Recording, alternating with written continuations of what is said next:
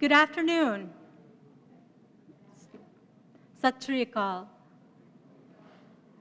My name is Nicole Ranganath, and I am the historian and lecturer in the Middle East South Asia Studies program who led this project. Thank you all for coming today to this very special and historic occasion. Today, UC Davis and the Punjabi American community are celebrating a Mela in your honor, recognizing the tremendous sacrifices you and your ancestors have made in contributing so much to our region, to our state, and to our country. It is long overdue to have a major research university honor your important history. And we will do so in this digital archive project. For me personally, it's been an honor. It's been a tremendous responsibility, and it's been a labor of love, working with all of you on this project. I want to give you a brief overview of the program today. Like a good Mela, this afternoon will be filled with lots of different activities. First, the UC Davis Provost will provide welcome remarks, followed by a few other speakers. Second, you'll learn more about the archive in a short film trailer. And the main event is the keynote lecture provided by Professor Gurdev Kush, the father of the Green Revolution in Rice. Then we'll be delighted to have the UC Davis Gidda team give you a performance. And then finally, we'll relax and enjoy a reception. So it's my great pleasure today to introduce UC Davis Provost, Ken Burtis. Dr. Burtis has a long history with UC Davis as a student, as a professor, and as an administrator. He was the founding dean of the College of Biological Sciences, and in May of 2016, he was selected as the interim provost and executive vice chancellor. In this capacity, he oversees the university's academic programs, faculty recruitment, and day-to-day operations. I couldn't think of a better person to speak to you today. Dr. Burtis is a native son of Yuba City, and his family shares long-standing relationships with the Punjabi American community. So please join me in welcoming Dr. Burtis.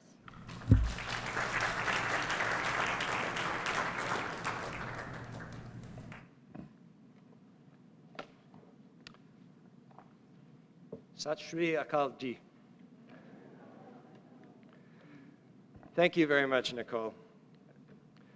I'd like to begin just by particularly thanking Nicole, who has made a particularly notable contribution to this project on behalf of the university and on behalf of the South Asian community in creating this archive. Together with Yuba City's Punjabi American Heritage Society, you and your student volunteers are opening the world to a mostly hidden history on the extraordinary lives of Punjabi Americans. It is a special treat for me to join you today in celebrating this official launch of the pioneering Punjabi Digital Archive, the first one dedicated to preserving the history of Punjabis in California. As a fifth-generation Californian and as a native son of Yuba City, I deeply appreciate the importance of saving and sharing the story and the history of the many Punjabis who migrated to the Sacramento Valley, a region that the late Professor Hari Singh Everest famously coined as the other land of 5 rivers, a vow to his homeland. My father, Don Burtis, got to know Professor Everest when the two of them worked at the same school in Yuba City. Allow me just a moment to tell you how that happened. As you'll learn from his biography posted in the archive, and as many of you already know, Professor Everest was already an accomplished scholar and journalist when he left the Punjab for America in 1954 to attend Stanford University. Even with a Stanford master's degree in communications, he found it difficult to secure a teaching job because of his traditional Sikh appearance. He finally landed a position at Yuba City's Tierra Buena Elementary School in 1961 and taught there until 1981. Beginning in 1973, and for the 8 years before Professor Everest's retirement, my father was the principal at Tierra Buena School and a great admirer of Professor Everest. Professor Everest was a pioneer in many respects, as a prolific writer, an educator, a community leader, and a champion of social justice. To my father and to other educators, he blazed an important trail as the first South Asian to teach in the Yuba Sutter school system. I would like to take a moment to recognize the members of the Everest family who are here with us today. Could all of you please stand and be recognized? I know you're here.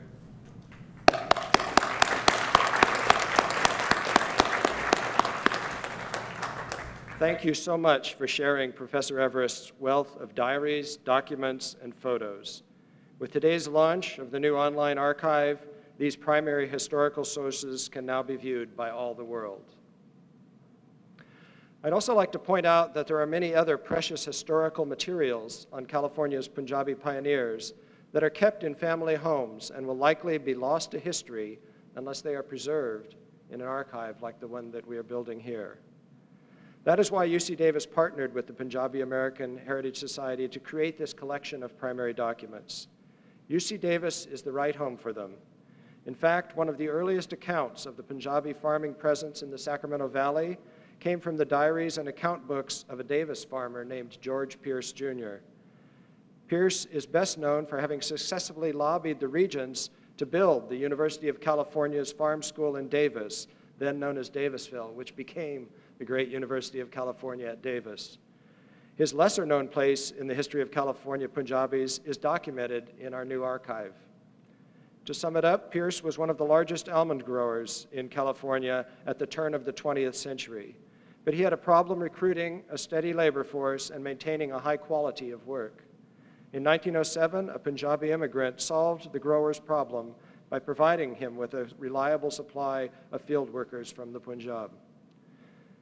This farm labor community lasted only until 1920, but now, decades later, Punjabi Americans have returned to Davis with an entirely different presence. Beginning in the 1950s and especially during the 1970s, Punjabis and other South Asians of diverse regional and religious backgrounds have returned to Davis as students and as faculty members at UC Davis.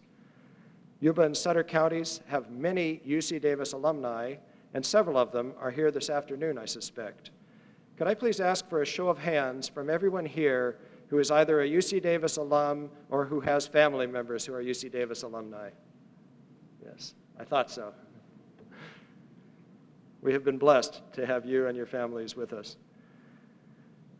One of our current undergraduates is the grandson of Didar Singh Bains, one of the largest peach growers in California and one of the most prominent South Asians worldwide.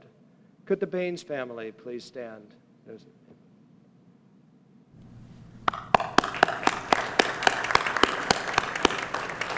Thank you. In addition to the Peach King, we also have with us this afternoon the father of the Green Revolution in rice. I'm referring, of course, to UC Davis Professor Gurdev Kush. Professor Kush received the 1996 World Food Prize for his achievements in increasing and improving the global supply of rice during this time of enormous population growth in the developing world.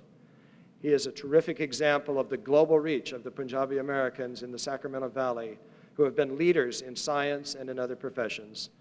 Professor Kush, could you and your wife please stand?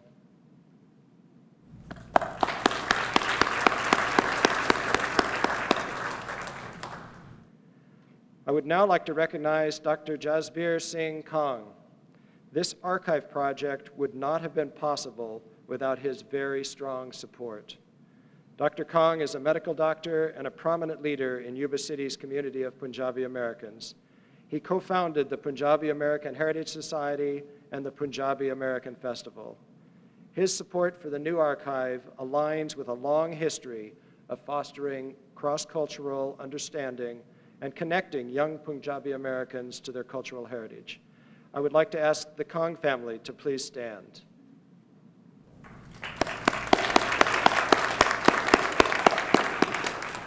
And Dr. Kang, could you please come to the podium? Dr. Kang, on behalf of UC Davis, I would like to present to you this Friendship Award as a token of our deep appreciation for your efforts in gathering community support for the new Pioneering Punjabis digital archive.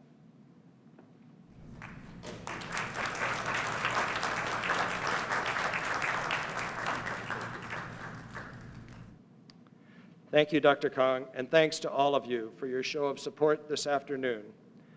Finally, I would like to recognize all the other pioneer families with us today that have lent their historical documents to be scanned and to be posted to this very important archive. Could the Joel, Punian, Purawal, Rai, Sekhan, Sibia, and Tumber families please stand?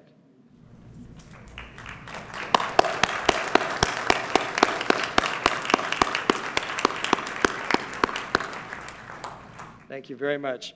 UC Davis would like to honor all the pioneer families for their contributions to our region and our state by including their stories in our archive. And I'm sure you'll all be hearing from Nicole and her colleagues as we continue to build this wonderful new resource documenting the history of the South Asian pioneers in California.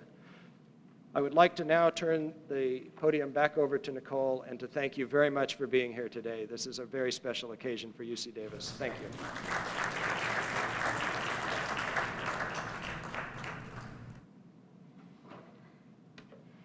Thank you very much, Dr. Burtis. Next, it's my pleasure to introduce Professor Smriti Srinivas. The Digital Archive is housed in the UC Davis Middle East South Asia Studies program, which is one of the leading academic programs in the US that explores the connections historically and in contemporary times between the Middle East and South Asian regions. I'm pleased to introduce Professor Smriti Srinivas, who serves as the director of the Middle East South Asia Studies program and the co-director of the Mellon-funded Indian Ocean Worlds Initiative. Please join me in welcoming Professor Srinivas.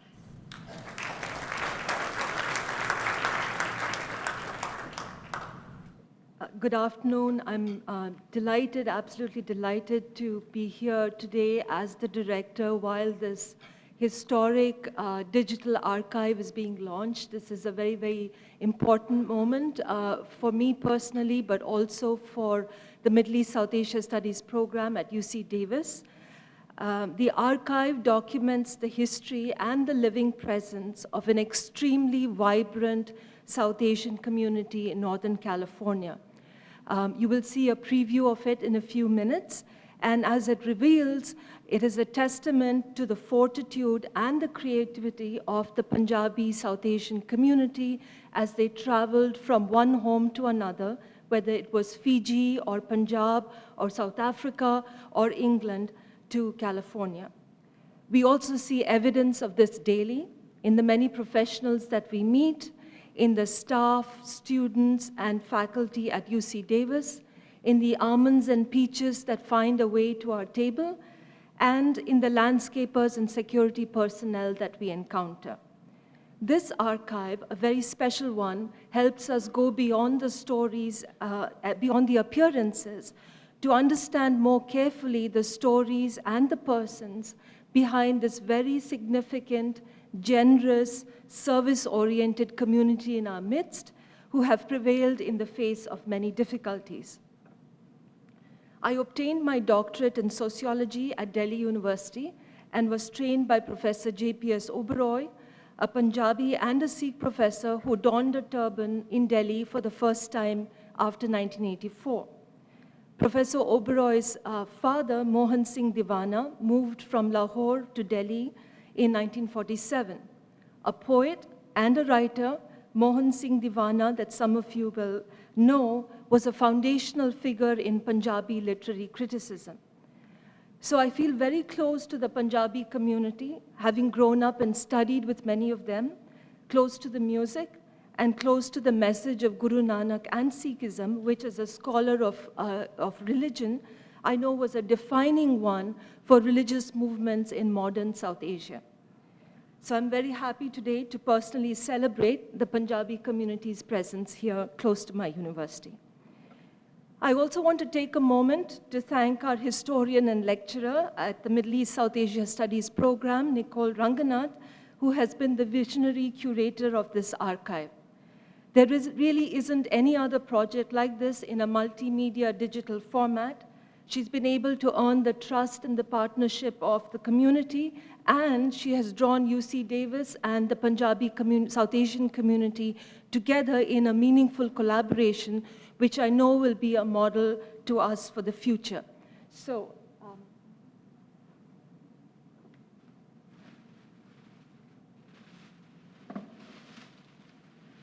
I'd like to thank Nicole.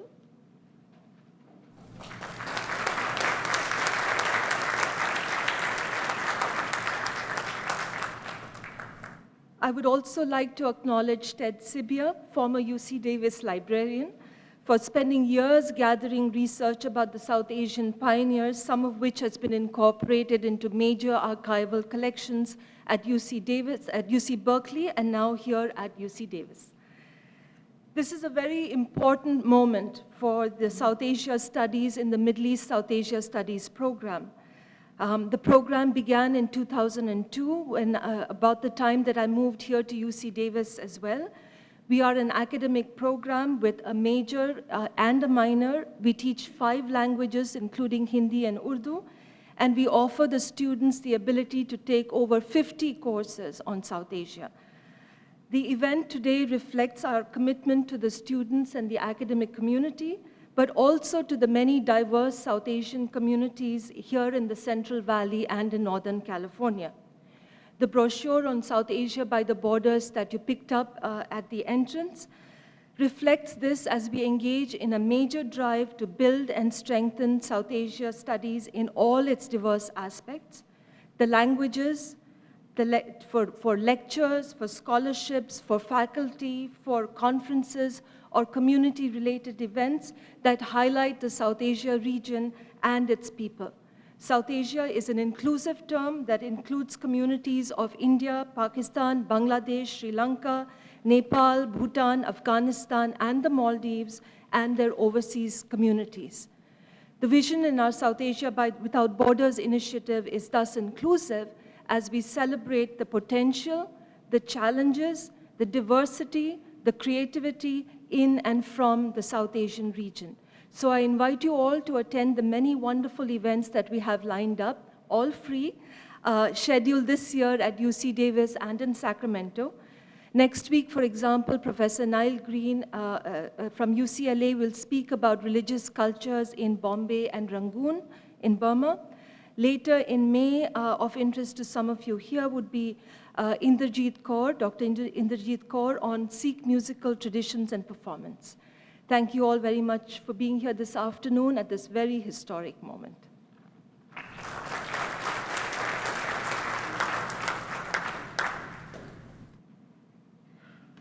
So right now, I would like to introduce one member of the community to come up and speak to you today briefly.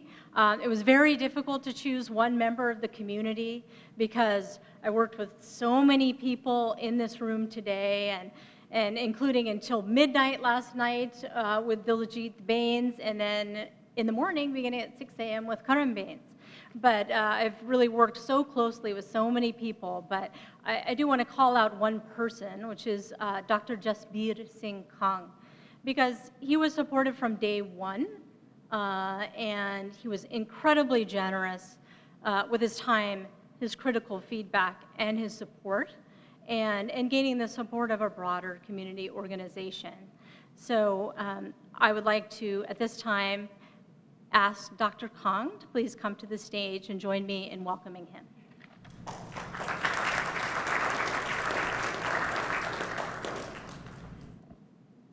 Thank you, Nicole. Actually, it's a very emotional moment to be standing in a temple of learning. So dear Honorable Provost Don Burtis, faculty members and fellow Americans, good afternoon. Vaheguru Ji Ka Khalsa, Vaheguru Ji Ki Fateh. I feel honored to be invited to UC Davis to speak to you today on this historic occasion to celebrate the launch of Digital Archive Project. On behalf of Punjabi American Heritage Society, we believe this project will make a great impact in educating American public about our community's history, contributions, struggles for justice today. Once again, my name is Jasbir Singh Kang. I'm a physician living in Yuba City for last quarter century. I was born in India. I became American by choice in 1986. I was drawn to this country to pursue material success, but what I have found here is priceless. I found justice and fairness.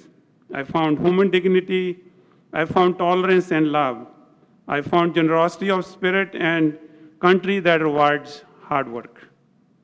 And I found perfect freedom in this great bastion of democracy built upon the bedrock of solid trust in God. So how did it mesh with my own beliefs? Perfectly, because my Sikh way of life has 3 golden principles: hard work, sharing, and always remembering God. And my Sikh faith teaches me to fight oppression. Our history is rich with sacrifices. Our forefathers have given their lives to protect other religions and freedom of speech. Unfortunately, every day, some innocent Sikh American has to face humiliation or mistaken identity. Sorry, it makes me a little emotional. At hands of our own fellow Americans. It's our shared values which makes us Americans, not our external appearance. I would like to thank UC Davis again for permitting, partnering with us to showcase our community's contribution to the growth of this beautiful Golden State and rest of US since 1880s. I just ran into a young fellow. He thought the Sikhs just came here like 20 years ago. We've been here 125 years ago, even more. I hope to achieve, archives will encourage Americans to gain deeper understanding of our community, how we continue to face injustices today, how we have joined the mainstream American society. Most of all, I hope this archive shows that Sikhs share the core American values of liberty, equality, and justice. I have not found a single concept or a value in our scripture which is not compatible with the American Constitution. I repeat this. There's not a single word in Guru Granth Sahib which is contrary to American Constitution.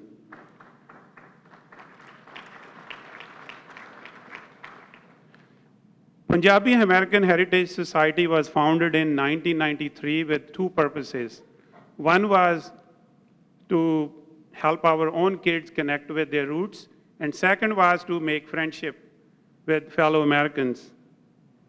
Our museum project started right after 9/11, although we had this desire to showcase our history, but I think the 9/11 precipitated the events and some of us started working on it. And it's such a pleasure today that the work we started many years ago now is into academic place, and it has gone to much bigger level. I see the potential of this project flowering into a Sikh or a Punjabi chairs at UC Davis.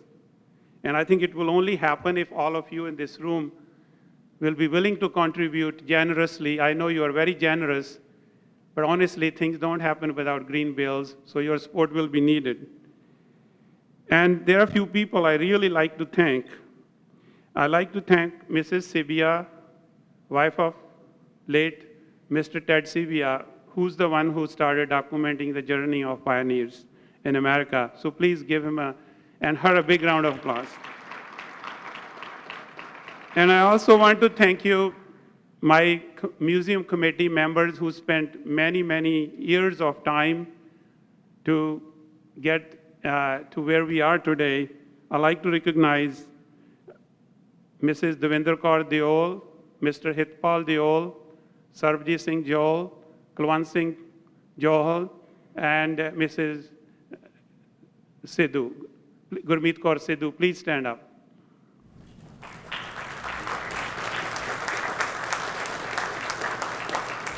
And I also like to thank all the Punjabi American Heritage Society members and all the donors who has given generous donations to this project over the years.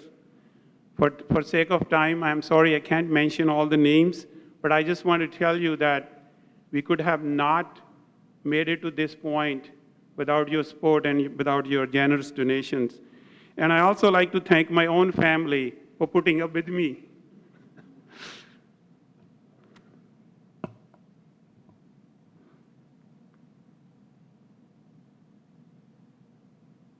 Sorry. This is a happiness tears, not this. Last but not the least, I think we always talk about good qualities. We never talk about some other qualities which may be good, maybe not. You know, Punjabis are very competitive and individualistic. We all know that. If somebody can put up with 10 families for last 1 year, probably should be nominated for some kind of a peace prize.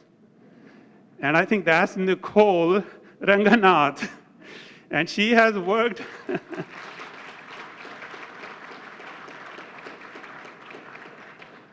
Thank you, Nicole. And thank you, everybody. And I apologize, I said, if anything to hurt anybody's feeling. I'm deeply touched. Thank you.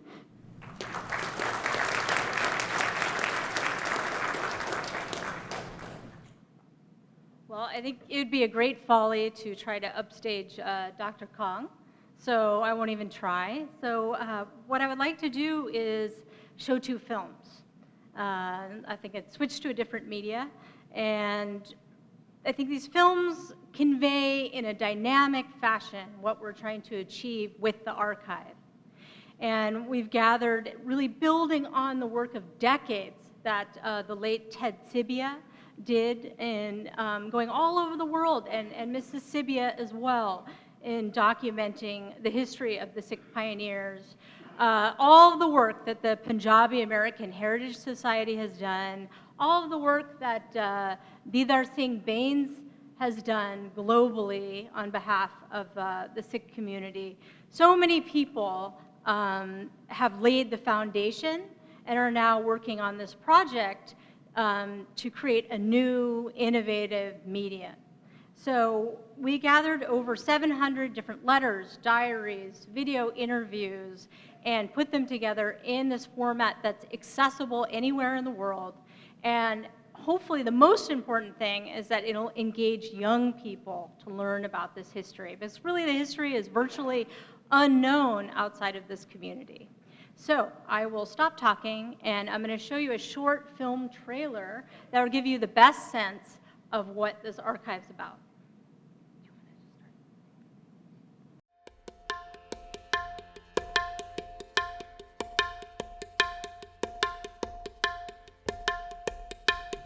The Pioneering Punjabis Digital Archive tells the story of the people who have immigrated from the Punjab region in North India to California since the turn of the 20th century.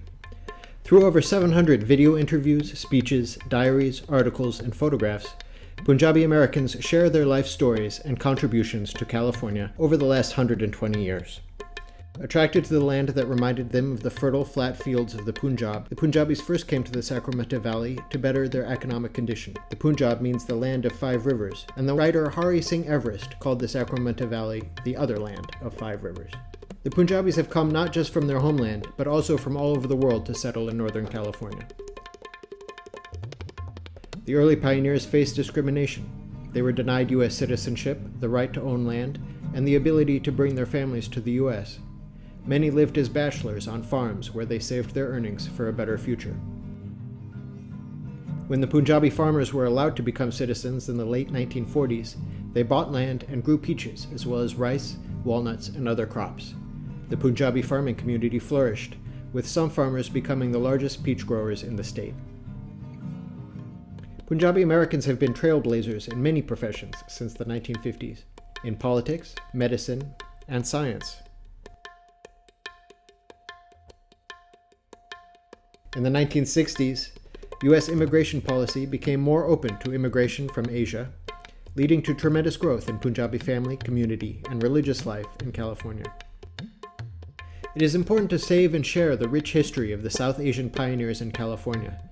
Many of the precious historical materials kept in family homes will be lost to history unless they are preserved by a university archive. That's why UC Davis partnered with the Punjabi American Heritage Society to create the first digital archive dedicated to preserving the history of Punjabis in California.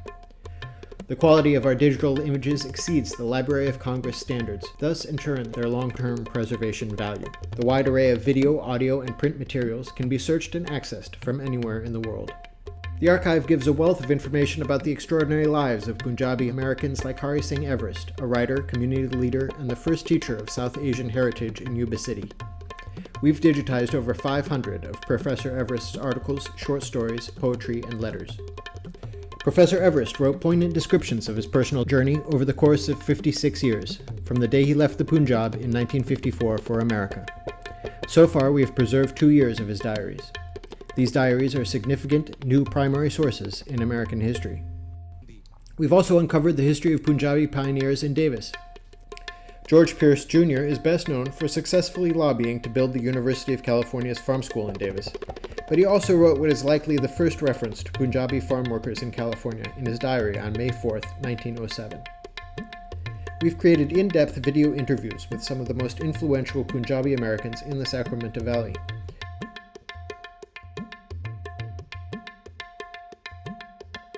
We've discovered hundreds of precious family photographs and other documents of historical value that might otherwise have been lost. We've documented the unique Punjabi Mexican community, local Sikh temples, vibrant dance festivals organized by Punjabi women, the Punjabi American Festival, and the Sikh Parade in Yuba City, one of the largest South Asian festivals outside of India. We're also partnering with the UC History Project to train teachers to use this innovative digital resource in their California history courses. Please join us. Together we'll create a comprehensive digital history of the South Asian pioneers in California to educate the public, further historical research, and inspire young Punjabis to take pride in their heritage. I see a great future for the America in general and for as a Sikh American, and we will prevail and we'll do well. Sure, we will have challenges, and we will overcome those. And the way to do it is to educate and educate and educate. To learn more about this fascinating history, to share your family story, and to donate now, go to pioneeringpunjabis.ucdavis.edu.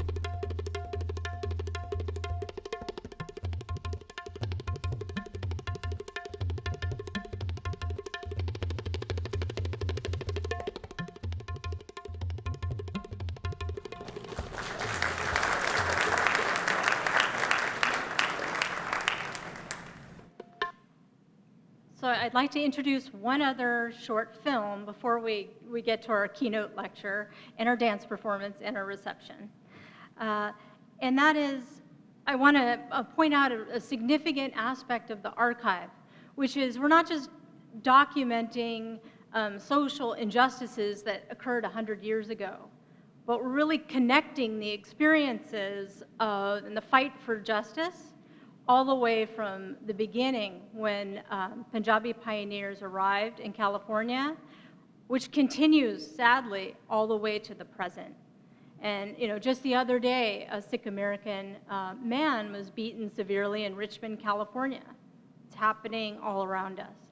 So really connecting the fight for social justice today and showing how the archive goes from the late 19th century all the way to the present. So the next video actually features a speech by Dr. Kong, and really give me more videos from other people, and the next time we give a presentation, we'll have others giving speeches represented. But here's a speech that he gave just days after the 9/11 terrorist attacks, when he talks about what it means to be an American who follows the Sikh faith after those terrorist attacks. So it's a very powerful speech, and I want to show it to you today.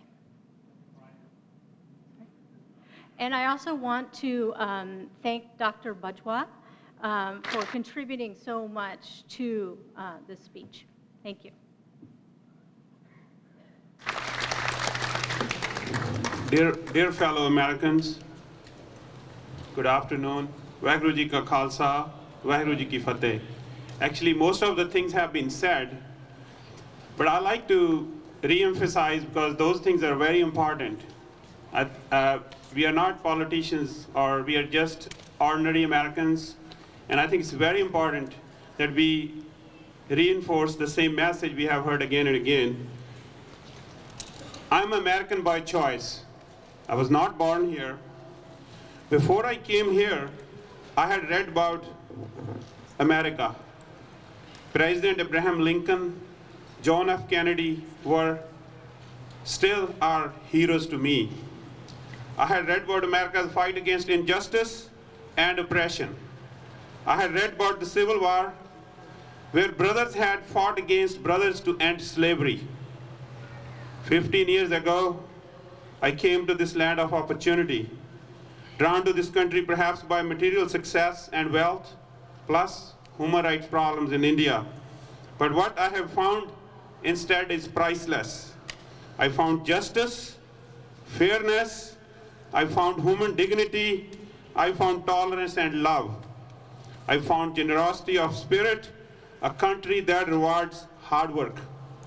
And I found perfect freedom in this great bastion of democracy built upon bedrock of solid trust in God. So how did it mesh with my own beliefs? Perfectly. Because my Sikh way of life has 3 golden principles: hard work, sharing, and always remembering God. And my Sikh faith teaches me to fight oppression. Our history is rich with sacrifices. Our forefathers have given their life to protect other religions and freedom of speech. You already heard Sikhs have fought alongside Allied forces in World War I and World War II. Even today, many of our fellow Sikhs are serving United States of America. Our Sikh anthem you heard in the beginning, Deshwa Par Mohe, means, "Oh God, give me this one gift that I may never refrain from doing what's right." My faith also teaches me to treat all human beings as one. It values gender equality, it respects all religions and faiths, which is not any different from what is America about. Today I have been asked to speak on what I feel about America, my home. How do you feel about your home? Of course, I love it. It is my shelter and comfort, a place of joy, warmth, and peace. But how do you feel about your home after some evil with a hate has just killed part of your family? You feel sadness, you feel anger, you feel a resolve building to fight the evil that caused this. You pray for the comfort through your pain. You want to hunker down and start rebuilding. And then, how do you feel when all this pain inside you, your own family members look at you with suspicion because you were adopted into this family, into this home, you look a little different, you may have little darker complexion, you may have a turban on your head, or your clothes are different. Would you feel you have been disowned and left homeless? Your pain and sorrow knows no end. So I say to you, fellow Americans, look into your hearts. Find a place for those who look different from you, for they are your brothers and sisters too. Embrace them and comfort them, which you have all done today. They have the same blood running through their veins. They cry when they see the pictures of firemen rushing up smoke-filled stairways. They grieve too for the fathers, mothers, children, spouses, brothers, sisters lost in this senseless act of violence. They are sad too at this attack on freedom. So fellow Americans, treat everyone with love. We Sikhs have a prayer that says, "Jin prem kiyo, tin hi prab payo." Only those who love realize the God. Once President Nixon said, "Those who hate you don't win unless you hate them back, and then you destroy yourself." Fellow Americans, our greatest wealth is not material wealth. It is our freedom. Believe me, I know what it is not to be free. I know the pain of being shackled. Let us not let those evil terrorists take our freedom away. I can say that all freedom-loving Americans, no matter what faith or religion, are united in this battle. You can count me, you can count on all of us. So in ending, I will use the words of my hero, Abraham Lincoln. This nation under God shall have a birth of freedom, shall not perish from earth. God bless America, my home, sweet home. Let us salute those policemen and firemen and firewomen who are keeping our home safe for us and our future generations. Thank you. God bless America.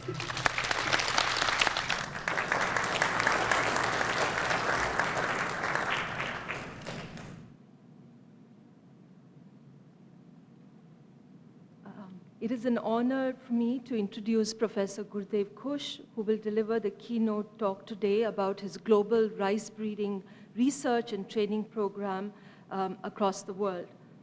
A native of Punjab, Professor Khush earned his doctoral degree in genetics from UC Davis and is an internationally known figure. He has played a key role in the development of more than 300 innovative rice varieties. As the head of the rice breeding program at the International Rice Research Institute in the Philippines, he helped double the global supply of rice during a time of enormous population growth, and as Provost Burtis mentioned, received the World Food Prize in 1996. He has also received honorary doctorates from 10 universities, consults for over 15 national governments, and has won many, many awards, including the 2007 Golden Sickle Award and one of the highest honors from India, the 2001 Padma Shri. Dr. Khush is a member of the National Academy of Sciences in the United States, Fellow of the Royal Society in the United Kingdom, and Fellow of the Third World Academy of Sciences in Italy. He's currently a professor at UC Davis. I would also like to thank Professor Khush personally for his support of the Digital Archive project at the Middle East South Asia Studies program at UC Davis, and for agreeing to be on the advisory board of the Middle East South Asia Studies program starting this year. Please join me in welcoming Dr. Khush.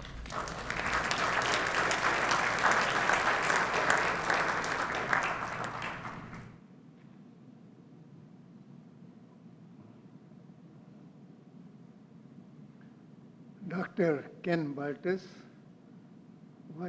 Executive Vice Chancellor, Nicole, Dr. Kang, Didar Bans, Punjabi brothers and sisters, it's my pleasure to be addressing you this afternoon. I have worked very closely with Nicole, and I want to congratulate her for this initiative and the hard work to put this digital Punjabi story for all of us to see, enjoy, learn, as well as for the Punjabis all over the world. I think one person which has not been introduced is the other half, Charan Ranganath. He's a professor here in the university as well.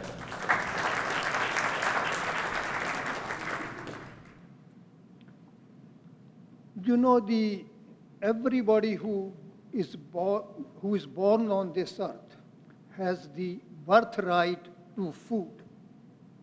But there have been food shortages, famines in the history. You must have heard, or many of you may have heard, about the Ireland famine. There was a big famine in India in 1943 when 4 million people died. There was a famine in China during 1950s when 5 million people died. So the history of shortages of food has been for many, many years. Even now, there are about 100 million people who go to bed hungry every day. There were major concerns about the ability to feed itself during 1950s. The populations were expanding because of the availability of antibiotics. But the agriculture, particularly in the developing world, was stagnant. The yields were not moving up, so there were naturally concerns about the ability of the world to feed the expanding world population. So I'm going to talk about the Green Revolution, which proved the naysayers wrong with the developments in Green Revolution. Before I talk about Green Revolution, I would like to identify two people. My wife, Dr. Harbant Khush, who was a partner in my work, and she without her support, I couldn't have done this work.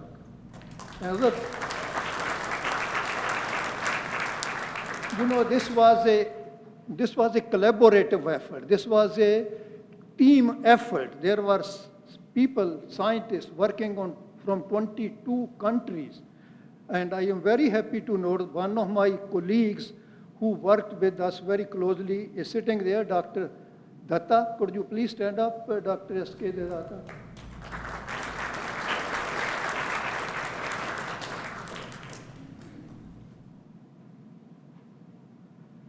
Okay, there were several books written in 1950s about the coming crisis. This famine 1975, written by two scientists. There was a book written by Hungry Planet. There was a book written by Professor Ehrlich at Stanford University. These were the really very, very sad stories, sad forecast which was written. According to the book, The Famine 1975, the authors say that by 1975 there will be so many food shortages that we will have to divide the three countries into three categories according to the triad theory. There will be some people who will sort of push through, and there will be some people who need to be helped. There will be a third group which are a lost cause. We should not help them at all. He classified two countries, India and Egypt. They cannot be saved because there will be so many food shortages.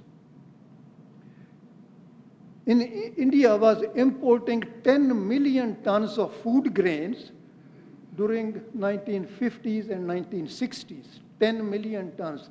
Only country which could supply that was United States.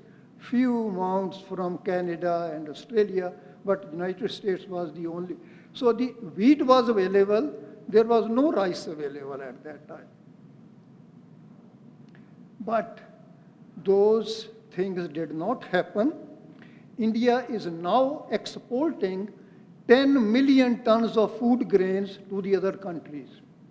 That was the result of Green Revolution, partly Green Revolution. So I will share you what we did at International Rice Research Institute to raise the food production, food productivity. Okay, this slide shows you about 3 or 15 crops which feed the world.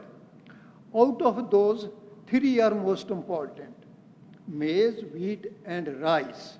Those 3 crops provide 50% of the calories of the world. You can see rice provides 23% of the calories of the world. So you can see how important it is. 50% of the population, 50% of the citizens survive on rice. This is the staple food of 50% of the population. Wheat 17%, maize 9%, because quite a bit of wheat and maize are used as livestock feed. Rice is exclusively used as human diet. In some countries, the importance of rice is even greater. Bangladesh, Myanmar, Vietnam, more than 70% of their calories come from this one crop. And this is the International Rice Research Institute in Philippines. It was started by two philanthropic institutions, Ford Foundation and Rockefeller Foundation in the Philippines, about 60 miles south of Manila. So they assembled a team of most dedicated, bright scholars, scientists from 22 countries to address the problem of increasing the food production so that those forecasts should not come true. Well, this slide, I will show you a few slides how this rice crop was improved. This shows two plants. One on left-hand side is the rice plant which was grown before the Green Revolution. It was very low yielding, could now give more than 2 or 3 tons per hectare, and when you added the fertilizer, it will fall over, it will lodge, because as it grows taller, it will fall. So once it lodges, you can hardly harvest anything, because the rats and some of the stems, they get rotten. So there was no possibility to increase the production by adding any fertilizer to this plant.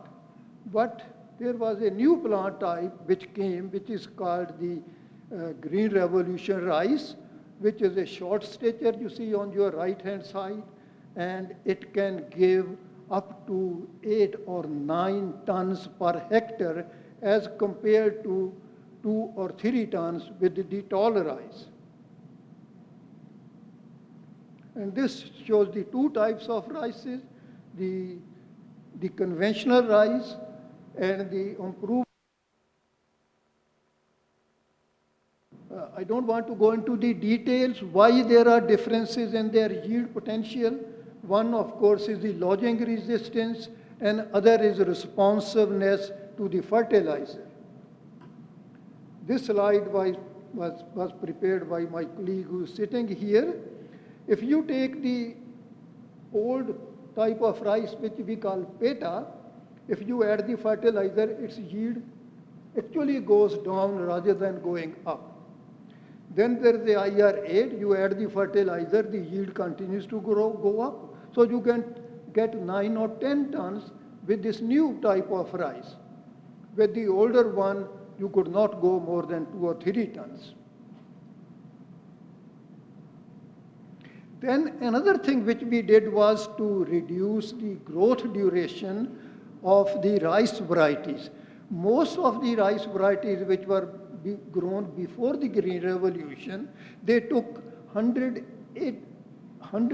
to 180, 150 to 180 days to mature. So one could plant only one rice. But we reduce the growth duration, make it so shorter that you can grow 2 crops. And that shows how we reduce the growth duration from 180 days to 100 days. Most of the varieties which are grown now are 100 days or 105 days. And so you can grow 2 crops where only one was grown. If you have irrigation, people can grow 3 crops of rice or 2 crops of rice and some other crop. So that was another major improvement. Then, of course, the grain quality is so important that when the rice consumers buy it, they look for how the grain looks, and you have to worry about milling. Some varieties break when you remove the husk, But so we had to develop the varieties with good grain quality as well as good milling recovery and palatability. That was our next challenge. The next challenge was to make the rice resistant to diseases and insects, because when you grow rice with dense populations, add fertilizer, that kind of environment is good for the multiplication of diseases and insects. You see this rice field on the left-hand side, it's attacked what we call it one virus, grassy stunt virus. This is a devastating virus, and when it attacks the plant is stunted, doesn't produce any grain, and if there are wide-scale outbreaks, you can lose your whole crop. This was a very serious problem. So we have to make it resistant. This is one of the wild species of rice. It's a weed, but it has a very important gene which makes the rice resistant. You see here the three lines. The two on both sides are highly resistant because they have that gene from that weedy species. And once you have this kind of resistance, you don't have to worry about the virus attacks. Here is another virus called Tangrovirus, and you can see we have bred the resistance to this also. There are resistant lines and susceptible lines. Then there are bacterial diseases. This field is infected with bacterial disease called bacterial leaf blight. And this kind of disease also can reduce the yields very drastically. So we have to identify the genes for resistance, introduce it. Slide on the left-hand side is highly resistant because it has a gene for resistance. Then, of course, we have identified several genes, put them together. Some of these lines have 3 to 4 genes for resistance. So they are very stable. Then there are insects which also attack the rice crop very badly. So these insects are multiplying, and these are even more severe when you grow the crop at very high level of management. And once these insects start feeding the crop, you see this crop has been killed. We call it hopper burn because it has been burned by the feeding of insects.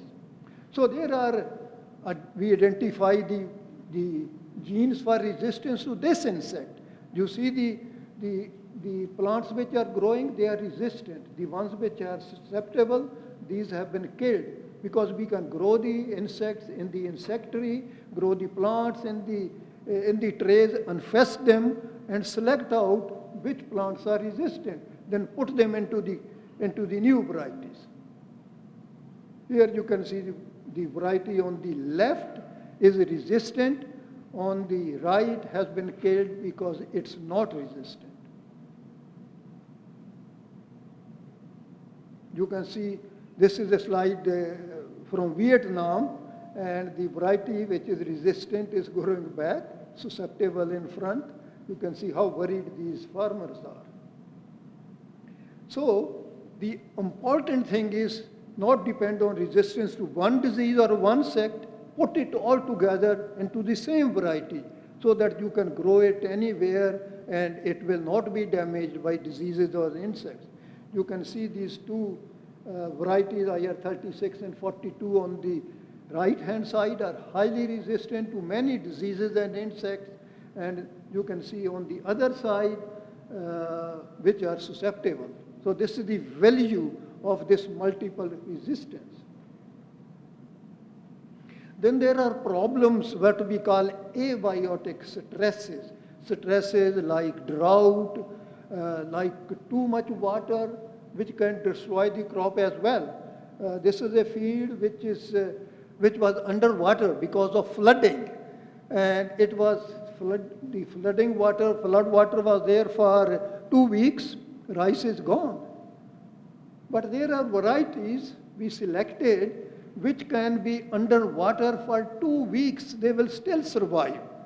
So if you have these vast areas in the river deltas where this flooding occurs very frequently, you can lose your crop. And it was a serious problem. And so we put that gene into the rice. so that rice can survive when there is a flooding. You can protect the crop from this excess water. You can see the susceptible line and the resistant line. And this is what happens. They can slide from the farmer's field. The guy who is growing susceptible variety is standing on one side, and the other guy is showing his resistant line. And this way you can protect millions of hectares from this flood. Okay, so what is the impact of this increasing the yield potential, shortening the growth duration, making them resistant to diseases and insects? In 1961, rice production was only 200 million tons. It's now 720 million tons. That's the impact of this work, and this shows the productivity, the production, which provides the food security all over the world. And other very important aspect of this slide is that the cost of the rice on the international market as well as the domestic market has gone down from $300 per ton to 150 million ton. So what it means is that the poor people are the greatest beneficiaries of this work because they spend 50 to 60% of their income on food.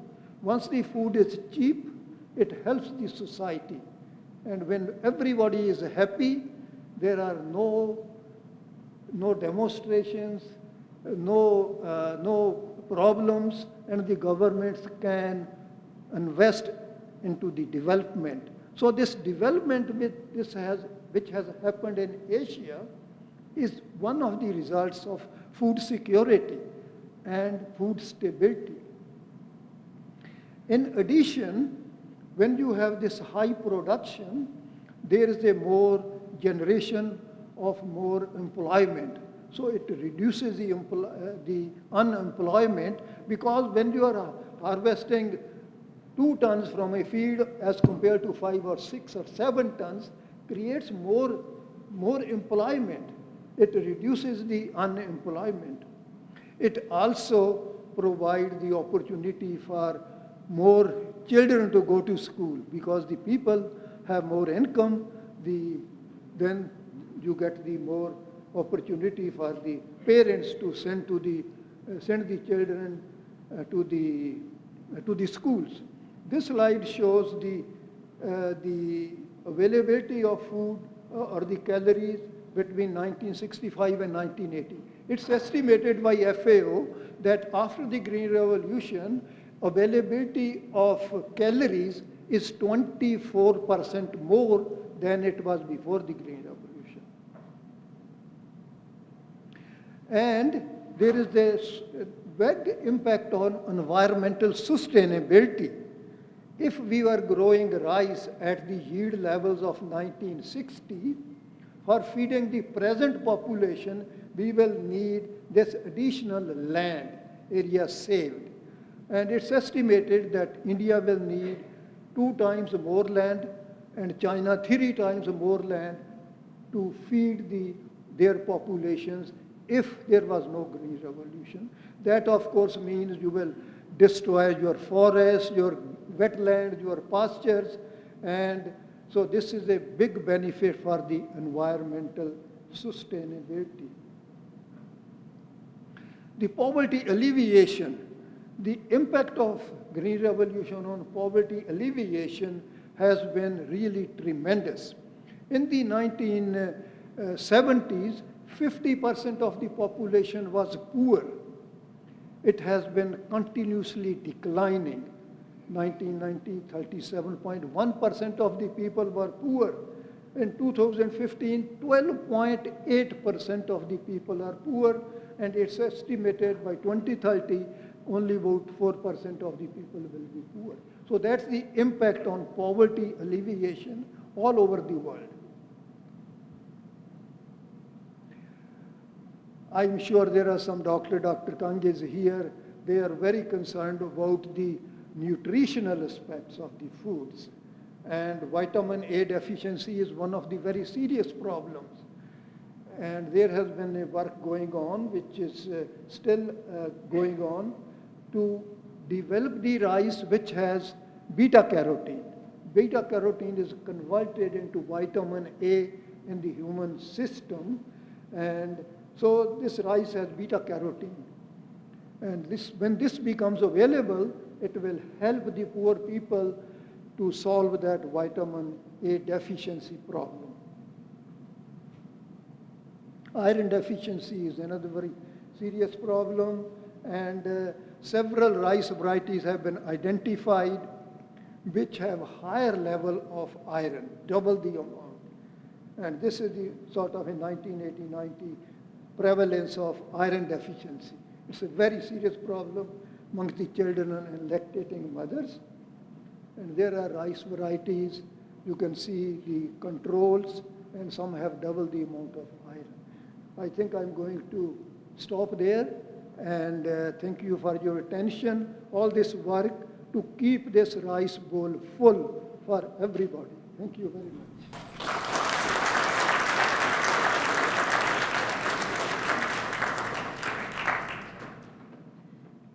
So I would just like to open it up to the floor and see if anyone has any questions for Professor Kush.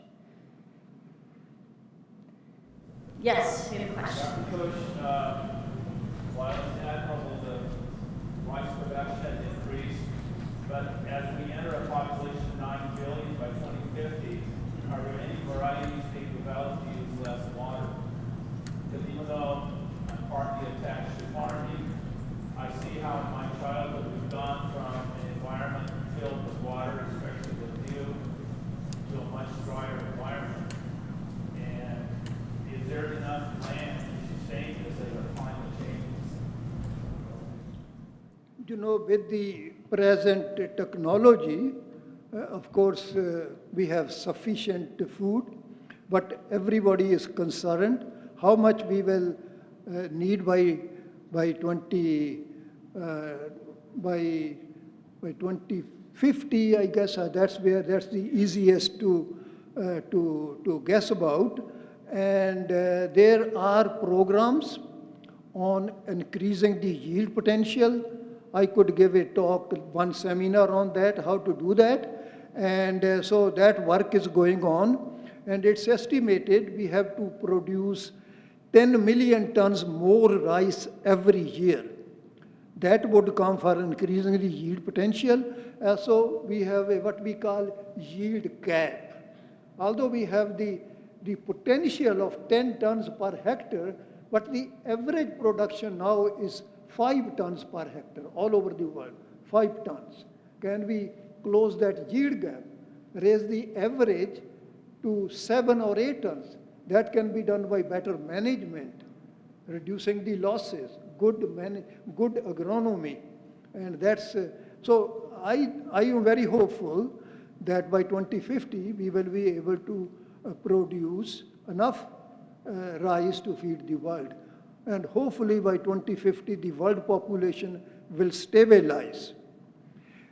Question to your water problem, I think that's a very serious problem everywhere, not only for rice, all the crops everywhere, you know. So we have to work on the technology for efficient use of water, like drip irrigation and those things, you know, and also some improvement in the ability to grow rice with less water. I'm not so sure how much progress one can make for reducing the water consumption, but water management is the most important.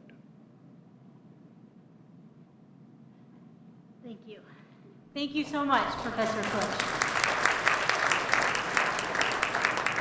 So I'm just going to give a few concluding remarks, and actually the dancers can come up on the stage and get set up while I'm speaking in the interest of time. And I would like to first just thank all the people who made this event possible, the College of Letters and Science, the College of Agricultural and Environmental Sciences, and the Middle East South Asia Studies program.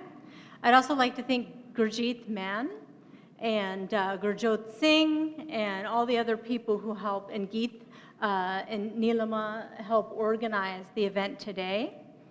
And next, I just want to say today is the beginning of the next phase of the project. We have an ambitious plan to expand the archive beyond the Sacramento Valley throughout California, and also to help train teachers in California schools to learn about this important history. So we need your support, we need your creativity, and we need your financial resources to really move to the next level and expand the archive. So come talk to me today if you have knowledge about the community's history, if you want to share your family history, or if you'd like to make a donation. And finally, I encourage you, we have laptops outside after the dance performance for you to just check out the archive yourself, and people will explain and show you the archive. So I want to thank you so much for coming today, and I hope you enjoy this Gidda performance. And then after this, we'll enjoy refreshments and just relax and spend time together. Thank you so much.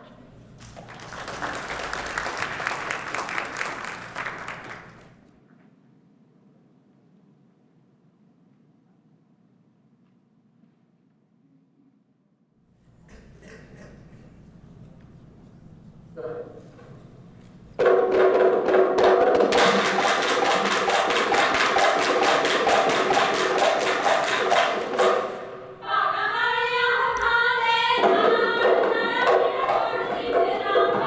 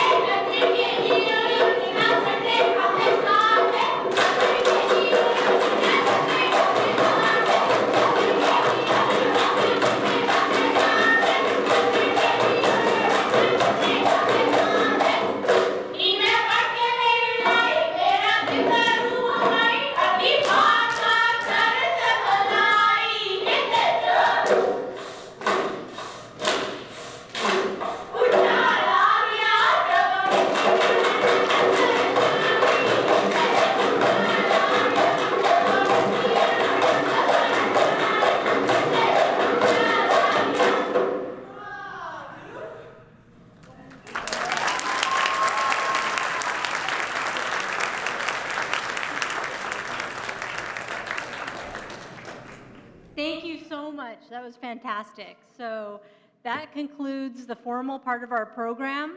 I invite you all to relax, enjoy food, and also you can check out the archive and the laptops that are right outside the doors here. You can see a film about Professor Hari Singh Everest. You can see more dance videos and many more interesting things about the archive. So thank you so much for coming today. Thank you.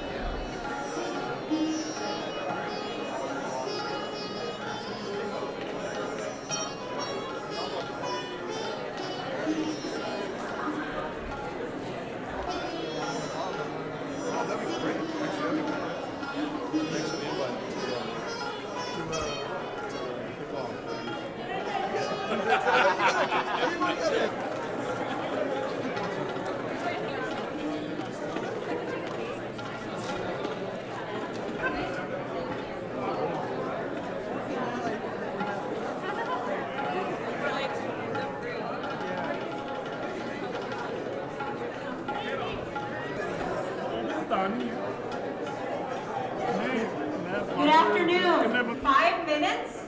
The program will begin. If you need to use the restroom, just go outside minutes so we can start the program promptly. Thank you.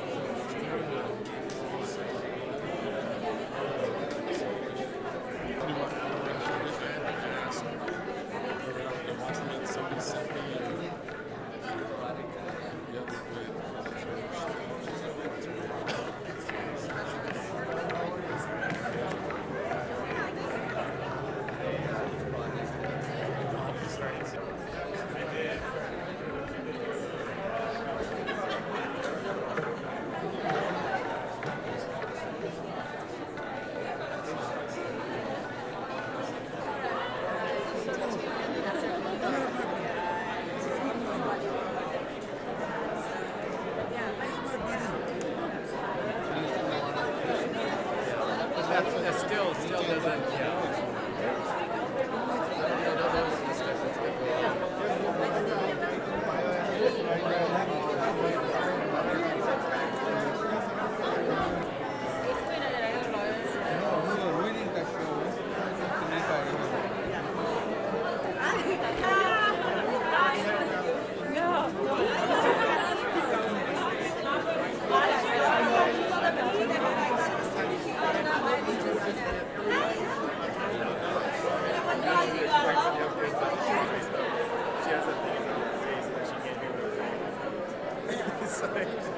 so no interpreter games.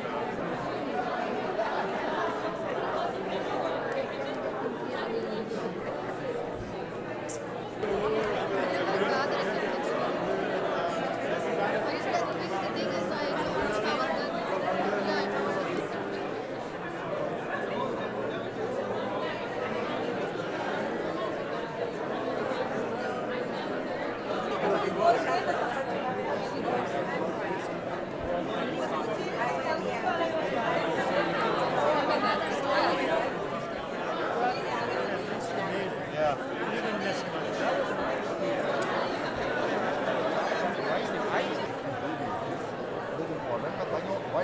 to you all the time. He's not coordinated, but I'm very, very proud of you. Good.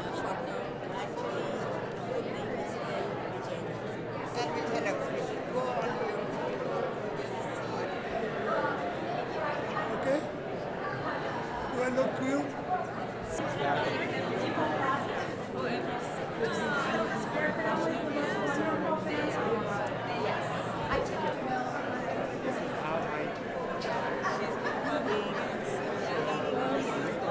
Access this.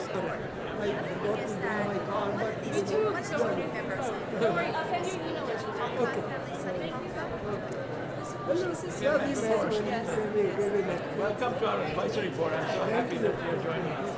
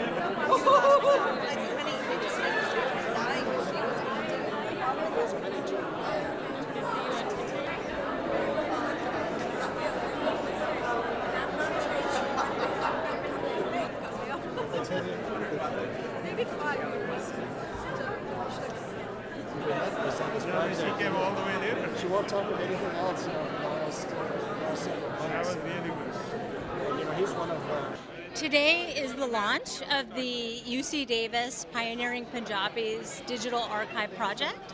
It's a collaboration between the university and the Yuba City Punjabi American Heritage Society. So we're showcasing the 120 years of the history of the Punjabi American community and the contributions they've made to California. Well, so universities are really the intellectual home of the regions in which we reside. And as a land-grant university, UC Davis thinks it's extremely important that we know the community that we're in. And this community we're celebrating today, the Punjabi American community, is a very important part of our region. I'm particularly interested today because I'm from Yuba City. A lot of the people here in the room today are from Yuba City as well, which is one of the main homes of the Punjabi community in this area. And so we're really thrilled to partner with that community in creating this archive that we're celebrating today to collect the history of the Punjabi American community in our region. I think it's a historic event because the Punjabi Americans been living in US for 125, 130 years, and there's not much into academics about, and average Americans know so little, despite their great contributions to state of California or even US in all fields, especially in farming and agriculture, medicine, engineering.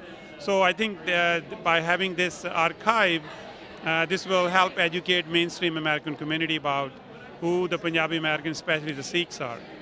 I think this community has made tremendous contributions to California, and their story is virtually unknown outside of the community. So it's very important to have an engaging digital resource that's accessible anywhere in the world. And we plan to train teachers so that this history will be integrated into the California schools. I think the event went very well. It was kind of very mixed from historics to rice farming, and so I think it was a powerful event. It really is. I'm astounded how many people have come today, not just from the local community, from afar, to help us celebrate this collection. which is really just being launched today, and we're hoping that a lot of these people will continue to contribute archives from their family's history to the digital archive so that it can be as complete as possible. I think it's been fantastic. We've had an incredible professor, Gurdev Kush, who's like the father of the Green Revolution in Rice, who gave a talk. The provost gave a wonderful talk, and he's a native son of Yuba City. And then we also had this beautiful dance performance by the UC Davis Gidda team. You know, as we know that internet is something which reaches worldwide. So once you put something on internet, it becomes a global encyclopedia accessible to millions and billions of people. So having this on a UC Davis website, because UC Davis is one of the top public schools in the world, so it makes this information accessible to all over the world. I will say it's great.